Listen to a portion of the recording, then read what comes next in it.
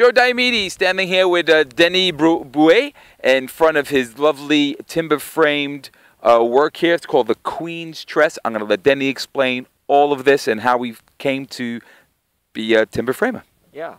I started timber framing when my brother came to the United States to help me put a roof on my house, a log house.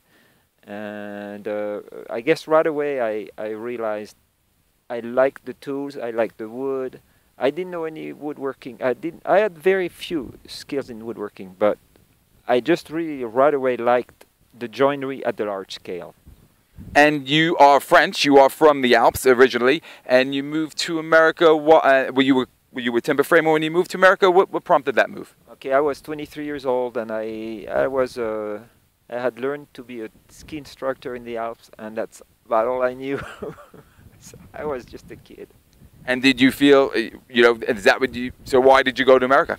Oh, I left France out of bitterness, out of the dead end kind of life. I just really was just pissed and unhappy and just a teenager on the run, really.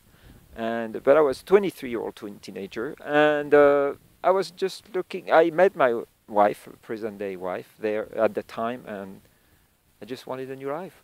You met your wife, who is American. You met her in France. Yeah, I met her in 1976, and she was going back to the States then, and I thought, I'll go with you. And that was it. And that was it. And so, and you didn't do your skiing. You wound up being a builder of some sort. I actually ran across the Foxfire books that are edited by some university in Appalachia somewhere. The Foxfire books were based on people from the Ozarks, I think, that made like a banjo with a cat skin type of thing, or the butter churn, or a bread box, or a bellows.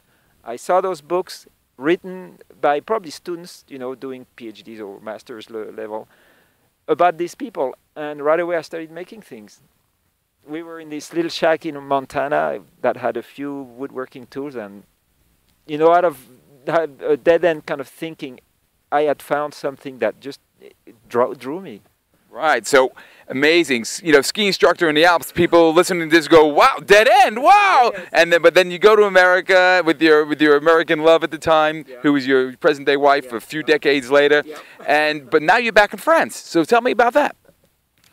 That's a kind of a hard thing to explain, even to myself. I think a lot of it came from my love of wood, my love of really life and wanting to learn, and us being in our late 50s, wanting a new kind of wipe what we've done and start new. Why not? What else do we have to do? So we came back to France, not really me wanting to, but Sheila mostly, and we saw this kind of timber frames in this area, and out of a surprise, I just decided this. I think I can do this. I think I want to study this. I was drawn into this. And this area, you mentioned before about this area, and you brought it to almost a religious level about the love of the wood. Can you explain that really quickly before we end this interview? Yeah. What happens is a timber frame is a structure that holds the roof, basically. So we can make it very simple, or we can bring into it something that's beyond the necessary. You go to a church, it's not just a shelter anymore. You go to a timber frame that was done by the people here, you get something else. You get more. For me, it's a wealth of goodness and humanity that transpires through the love of the work. There's a really a basic love of work that comes through your intuition, what you know how to do, and the trees, the local trees, which hew. These are all timbers that were hewn with an axe. So you can respect the shape of the tree, and here the trees are interested because they're twisted as they're bowed, and that came out of the grain of the tree. This is the continuous. This is the natural shape of the tree that we see. That's what I think the people that built here before me, here in this area, really understood.